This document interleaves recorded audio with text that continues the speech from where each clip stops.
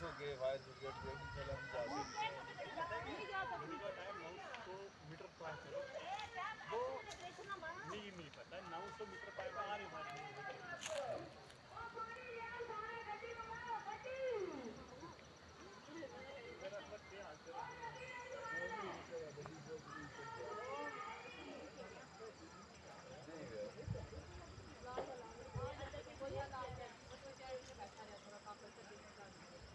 ऐसा जगह ना फिर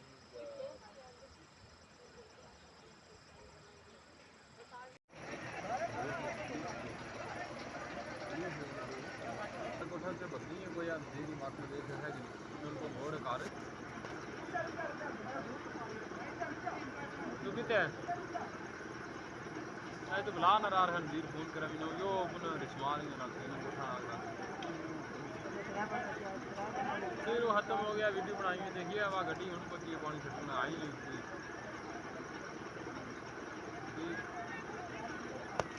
वो ये फोन करा लो भी ना है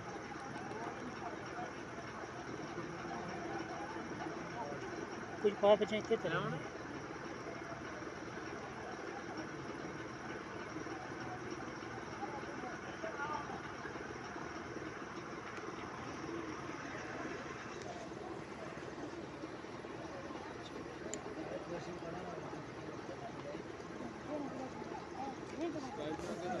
हम एक बंदा रहा दो तरह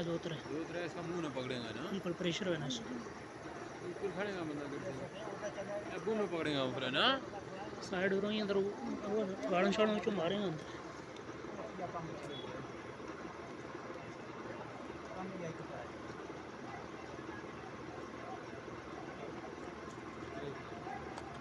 कार कट के नहीं गई नहीं तो एक और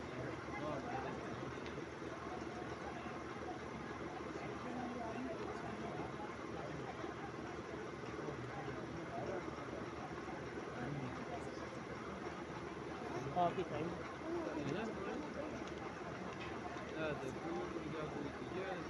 क्या करना यार किसी साइड को जाओ जी साइड ज्यादा पकी भी किधर छोड़ो सही ना लोग नहीं खान देता भी ठीक जी कुछ करे लोग जरा भी प्याजी ना कोई किसी साइड में आए छटिंग दी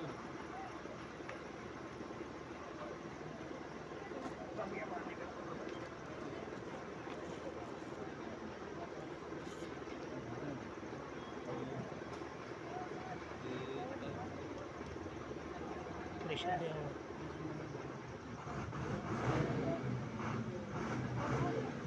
क्या पानी दिया गया पानी इसमें कोई बना गया ना पाइप फुल गया आधे पुली मोटी होती है थोड़ी आ रही ना का अजय तो सेटिंग ही नहीं कर सकते छोड़ो पानी छोड़ो